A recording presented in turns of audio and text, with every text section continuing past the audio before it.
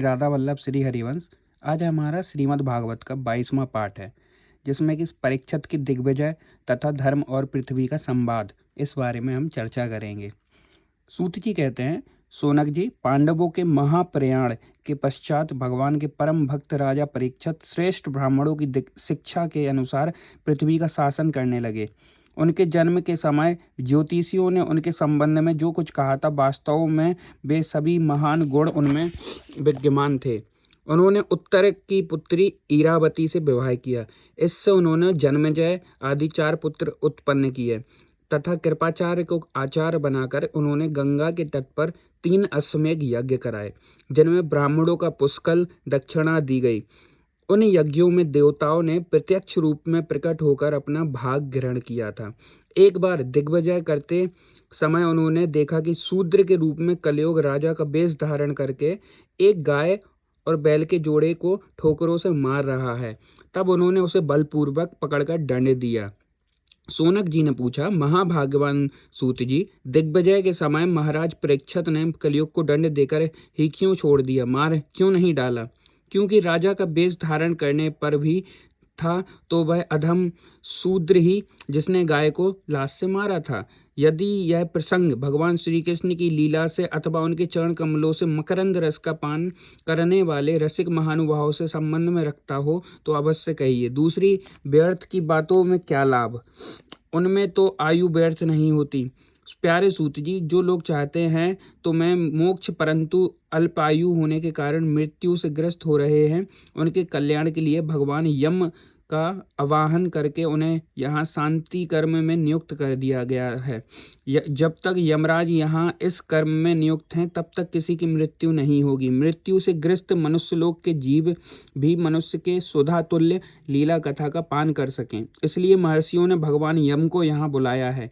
एक तो थोड़ी आयु और दूसरे कम समझ, ऐसी अवस्था में संसार के मंद भाग्य विषयी पुरुषों की आयु व्यर्थ ही बीती जा रही है, नींद में रात और व्यर्थ के कामों में दिन। सूत जी ने कहा, जिस समय राजा परीक्षित कुरुजांगल देश में सम्राट के रूप में निवास कर रहे थे, उस समय उन्होंने सुना कि मेरी सेना द्वारा सुरक्षित साम्राज्य में कलयुग का प्रवेश हो गया है। इस समाचार से उन्हें दुख तो अवश्य हुआ, परंतु यह सोचकर कि युद्ध करने का अवसर हाथ लगा, वे उतने दुखी नहीं हुए। इसके बाद युद्धवीर परीक्षित ने धनुष हाथ में ले लिया। वे श्याम वर्ण के घोड़ों से जुते हुए सिंह की ध्वजा वाले सुसज्जित रथ पर सवार होकर दिग्विजय करने के लिए नगर से बाहर निकल पड़े। उस समय रथ, हाथी, घोड़े और पैदल सेना उनके साथ साथ चल रही थी। उन्होंने भद्राक्ष, केतुमाल, भारत, उत्तर कुरु, किमपुरुष आदि सभी वर्षों को जीतकर वहां के राजाओं से भेंट ली। उन्हें उन देशों में सर्वत्र अपने पूर्वज महात्माओं का सुयश सुनने को मिला। उस यशोगान से पद पद पर भगवान श्री कृष्ण की महिमा प्रकट होती थी। इसके साथ ही उन्हें यह भी सुनने को मिलता था कि भगवान श्री कृष्ण ने अश्वत्थामा के ब्रह्मास्त्र की ज्वाला से किस प्रकार उनकी रक्षा की थी। यदुवंशी और पांडवों में परस्पर कितना प्रेम था तथा पांडवों की भगवान श्री कृष्ण में कितनी भक्ति थी। जो लोग उन्हें ये चरित्र सुनाते, उन पर महामना राजा परीक्षित बहुत प्रसन्न होते। उनके नेत्र में प्रेम से खुल उठते। वे बड़ी उदारता से उन्हें बहुमूल्य वस्त्र और मणियों के हार उपहार में देते। वे सुनते कि भगवान श्री कृष्ण ने प्रेम परवश होकर पांडवों के सारथी का काम किया, उनके सभासद बने, यहाँ तक कि उनके मन के अनुसार काम करके उनकी सेवा भी की। उनके सखा तो थे ही, दूत भी बने। वे रात को शस्त्र ग्रहण करके वीरासन से बैठ जाते और शिविर का पहरा देते। उनके पीछे पीछे चलते, स्तुति करते, प्रणाम करते। इतना ही नहीं, अपने प्रेमी पांडवों के चरणों में उन्होंने सारे जगत को झुका दिया। तब परीक्षित की भक्ति भगवान श्री कृष्ण के चरण कमलों में और भी बढ़ गई। इस प्रकार वे दिन दिन पांडवों के आचरण का अनुसरण करते हुए दिग्विजय कर रहे थे।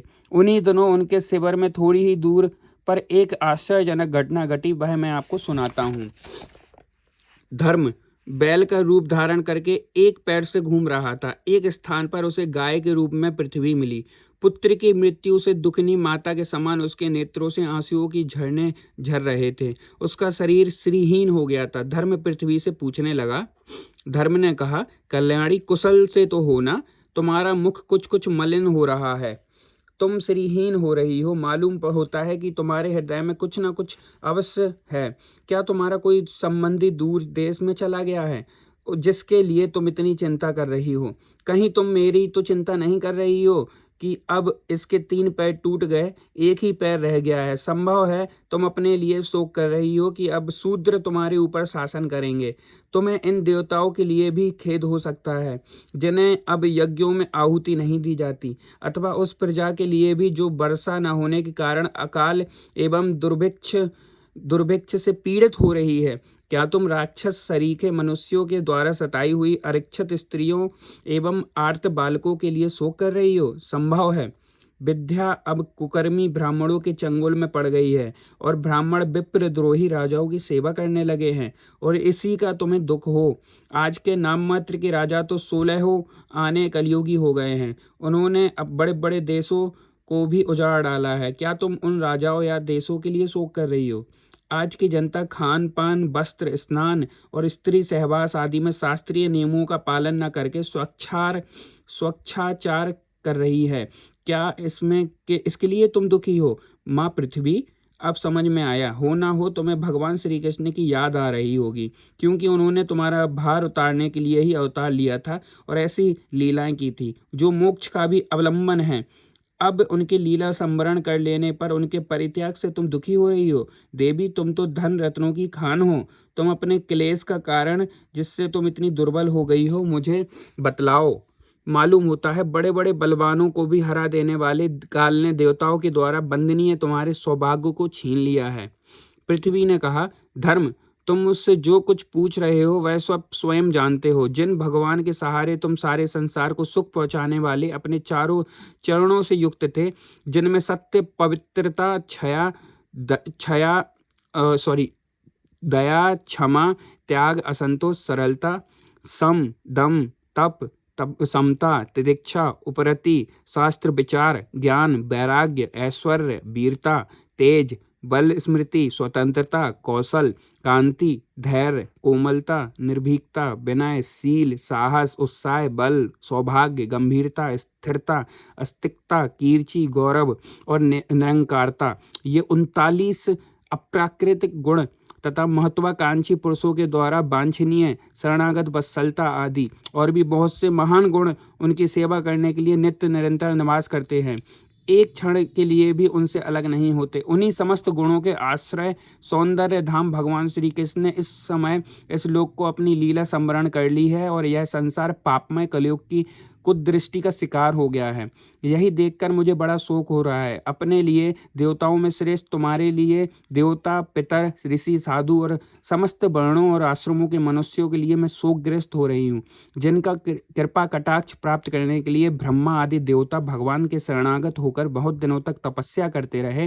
वही लक्ष्मी जी अपने निवास स्थान कमल वन का परित्याग करके बड़े प्रेम से जिनके चरण कमलों की सुलभ छत्र छाया का सेवन करती हैं, उन्हें भगवान के कमल, वज्र, अंकुश, ध्वजा आदि चिन्हों से युक्त श्री चरणों से विभूषित होने के कारण मुझे महान वैभव प्राप्त हुआ था और मेरी तीनों लोकों से बढ़कर शोभा हुई थी, परंतु मेरे सौभाग्य का अब अंत हो गया है। भगवान ने मुझ अभागिनी को छोड़ दिया है। मालूम होता है कि मुझे अपने सौभाग्य पर गर्व हो गया था, इसलिए उन्होंने मुझे यह दंड दिया है। तुम अपने 3 चरणों से कम हो जाने से मन ही मन कुढ़ रहे थे, अतः अपने पुरुषार्थ से तुम्हें अपने ही अंदर पुनः सब अंगों के पूर्ण एवं स्वस्थ कर देने के लिए वे अत्यंत रमणीय श्याम सुंदर विग्रह से यदुवंश में प्रकट हुए और मेरे बड़े भारी भार को तो असुरवंशी राजाओं की सैकड़ों अक्षौणी सेनाओं के रूप में था नष्ट कर डाला, क्योंकि वे परम स्वतंत्र थे। उन्होंने अपनी प्रेम भरी चितवन, मनोहर मुस्कान और मीठी मीठी बातों से सत्यभामा आदि मधुमयी मनिनियों के मान के साथ धीरज को भी छीन लिया था, और जिनके चरण कमलों के स्पर्श से मैं निरंतर आनंद से पुलकित हो रही थी, उन पुरुषोत्तम भगवान श्री कृष्ण का विरह भला कौन सह सकती है। धर्म और पृथ्वी इस प्रकार आपस में बातचीत कर ही रहे थे कि उसी समय राजर्षि परीक्षित पूर्व वाहिनी सरस्वती के तट पर आ पहुंचे। श्री राधा वल्लभ श्री हरिवंश श्री कृष्णाम चरण अस्तु। आज का पाठ समाप्त होता है। बहुत शुद्ध हिंदी का प्रयोग किया जाता है श्रीमद् भागवत में, इसलिए थोड़ी सी दिक्कत हो जाती है, लेकिन समझ में आ जाता है। आप लोग जुड़े रहिए और देखते रहिए वीडियो कंटिन्यू, बिल्कुल डेली। बहुत प्यारा ज्ञान है, बहुत प्यारा।